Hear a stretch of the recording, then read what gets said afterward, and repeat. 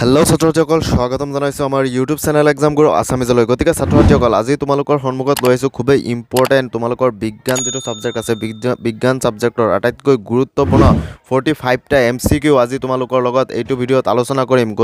তোমালোকে ভিডিঅ'টো প্ৰথমৰ পৰা শেষলৈকে চাই থাকা। যদি তোমালোকে ইয়াৰ পৰা এটা MCQ মিছ কৰা কিন্তু তোমালোকৰ পৰীক্ষাৰ কাৰণে বহুতেই প্ৰব্লেম হৈ যাব, কাৰণ ইয়াৰ পৰা বহুত প্ৰশ্ন তোমালোকৰ মেট্ৰিক ফাইনেল 2000 প্ৰশ্নত ডাইৰেক্ট কমন পৰিব। গতিকে ছাত্ৰছাত্ৰীসকল তোমালোকে প্ৰথমতে প্ৰশ্নটো চোৱা যে MCQ যিটো প্ৰশ্ন আছে যে ওপৰৰ বিক্ৰিয়াটো এটা উদাহৰণ।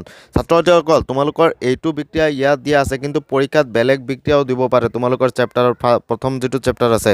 কিন্তু এনেকুৱা ধৰণৰ প্ৰশ্ন আহিব যে ওপৰৰ বিক্ৰিয়াটো এটা উদাহৰণ হ'ল, ইয়াত সংযোজন বিক্ৰিয়া, বিয়োজন বিক্ৰিয়া, অপহৰণ বিক্ৰিয়া, দ্বি অপহৰণ বিক্ৰিয়া। গতিকে ছাত্ৰছাত্ৰীসকল এইটোৰ উত্তৰ হ'ব ডি নম্বৰটো, যে এটা অপহৰণ বিক্ৰিয়া। তাৰ পাছৰ যিটো প্ৰশ্ন আছে যে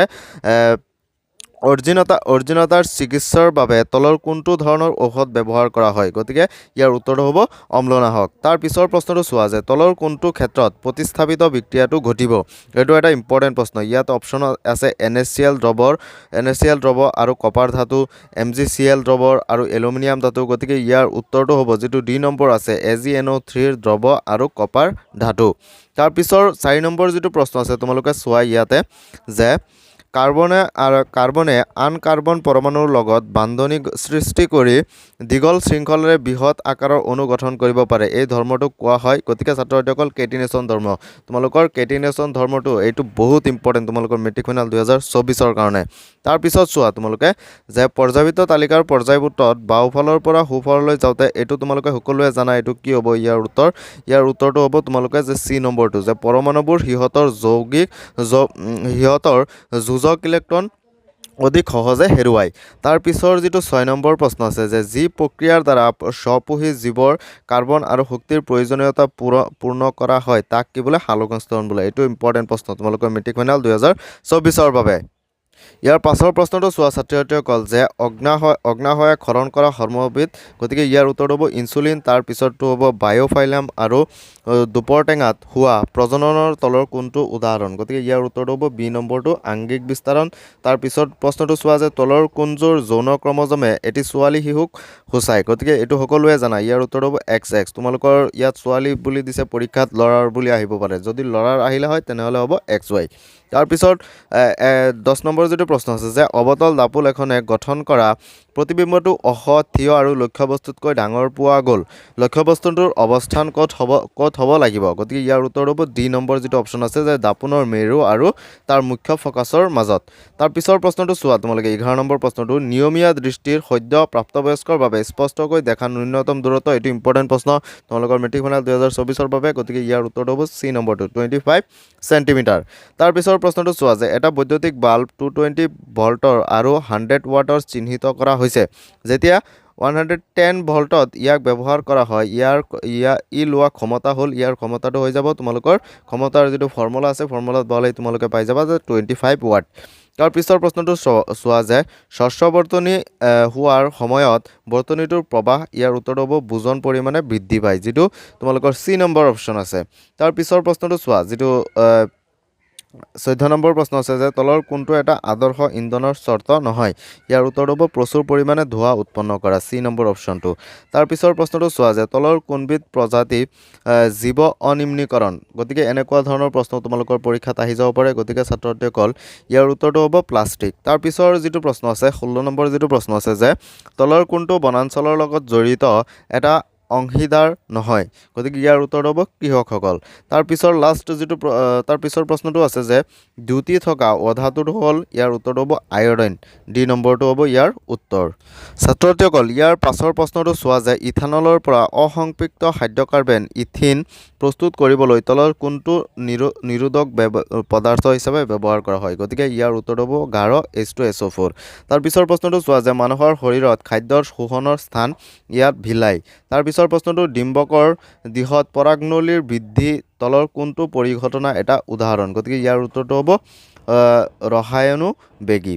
তাৰ পিছত তোমালোকে কিছুমান শৰ্ট প্ৰশ্ন ইয়াতে চোৱা শৰ্ট প্ৰশ্ন কিছুমান আছে এইবোৰ প্ৰশ্ন তোমালোকৰ পৰীক্ষাত MCQ আকাৰে আহিব পাৰে যে এটা দ্বি অপহৰণ বিক্ৰিয়াৰ উদাহৰণ এনেকৈ উদাহৰণ দিব তাৰপিছত চাৰিটা অপশ্যন দি দিব এনেকুৱা ধৰণৰ অপশ্যন থাকিব তাৰপিছত উত্তৰটো এনেকৈ লিখি দিবা তাৰপিছত যৌগ CaOCl2ৰ সাধাৰণ নাম ব্লিচিং পাউডাৰ ইয়াত বেলেগ বেলেগ নাম দি দিব তাৰপিছৰ প্ৰশ্নটো চোৱা সাধাৰণ উষ্ণতাত এটা জুলীয়া ধাতুৰ উদাহৰণ গতিকে পাৰা এইটো অপশ্যন হিচাপে দি দিব পাৰে তাৰপিছৰ প্ৰশ্নটো চোৱা যে প্ৰকৃতিত মুক্ত অৱস্থাত পোৱা দুটা ধাতুৰ নাম লিখা সোণ আৰু প্লেটিনাম তোমালোকে এনেকুৱা ধৰণৰ MCQ বনাই আহিব পাৰে তাৰপিছত চোৱা এনেকুৱা এটা যৌগটোৰ নাম দিব পাৰে তাৰপিছত মিথানেল ইথানেল এনেকুৱা ধৰণৰ অপশ্যন দি দিব গতিকে ইয়াৰ উত্তৰটো হ'ব মিথানেল তাৰপিছত যোৱা গঠন সমযোজী কাক বোলে ইয়াৰ ডেফিনেশ্যনটো চাৰিটা ভাগত দি দিব আৰু তাৰপিছত সুধিব যে ইয়াত গঠন সমযোজী কোনটো কোৱা হয় গতিকে ইয়াৰ উত্তৰ হ'ব গঠন সমযোজী যিবিলাক যৌগৰ আণৱিক সংকেত একে কিন্তু গঠন সংকেত বেলেগ বেলেগ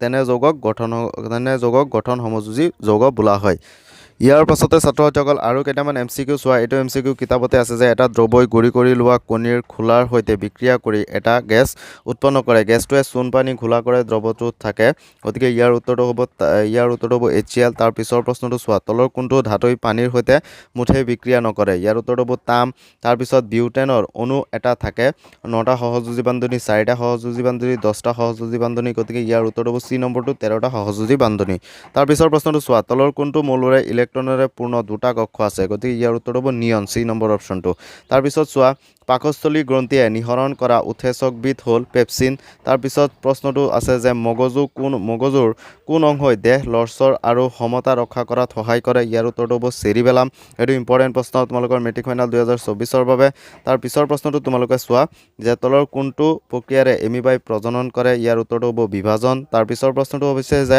প্ৰাকৃতিক নিৰ্বাচনৰ দ্বাৰা প্ৰজাতি উৎপত্তিৰ ধাৰণা দাঙি ধৰিছিল ইয়াৰ উত্তৰটো হ'ব ডাৰউইন আৰু তাৰ পিছৰ প্ৰশ্নটো হৈছে উত্তল ধাপনে উৎপন্ন কৰা প্ৰতিবিম্ব ইয়াত অহৎ আৰু সংকুচিত এইটো মনত ৰাখিবা তোমালোকৰ পৰীক্ষাৰ বাবে খুবেই ইম্পৰ্টেণ্ট প্ৰশ্ন তাৰ পিছৰ ইম্পৰ্টেণ্ট প্ৰশ্নটো তোমালোকে চোৱা যে বৰ্তনীত বিভৱভেদ বৰ্তাই ৰখা সঁজুলিবিধ হ'ল ইয়াৰ উত্তৰটো হ'ব বৈদ্যুতিক কু ইয়াৰ পাছৰ প্ৰশ্নটো চোৱা যে চৌম্বক ক্ষেত্ৰত ঘূৰোৱা কুণ্ডলী এটাত আবিষ্ট প্ৰবাহৰ দিশ নিৰ্ণয় কৰা নীতিটো হ'ল ইয়াৰ উত্তৰটো হ'ব ফ্লেমিঙৰ সুসতীয়া নীতি তাৰ পিছৰ প্ৰশ্নটো যে তলৰ কোনটো জৈৱ উপাদান শক্তিৰ উৎসৰ উদাহৰণ নহয় এইটো এটা ইম্পৰ্টেণ্ট প্ৰশ্ন নিউক্লিয় শক্তি ইয়াৰ উত্তৰ তাৰ পিছৰ প্ৰশ্নটো চোৱা তলৰ কোনটোৱে এডাল খাদ্য শৃংখল গঠন কৰে এইটো এটা ইম্পৰ্টেণ্ট কিতাপৰ পৰা ডাইৰেক্ট আহিছে ঘাঁহ ছাগলী আৰু মানুহ তাৰ পিছৰ প্ৰশ্নটো হৈছে যে তলৰ কোনটো গেছ এটা সেউজগৃহ গেছ নহয় বা সেউজগৃহ গেছ হয় এনেকুৱা ধৰণৰ প্ৰশ্ন আহিব যে ইয়াৰ উত্তৰটো হ'ব কাৰ্বন ডাই অক্সাইড তাৰ পিছৰ প্ৰশ্নটো তোমালোকে চোৱা যে খাদ্য ভৰাই ৰখা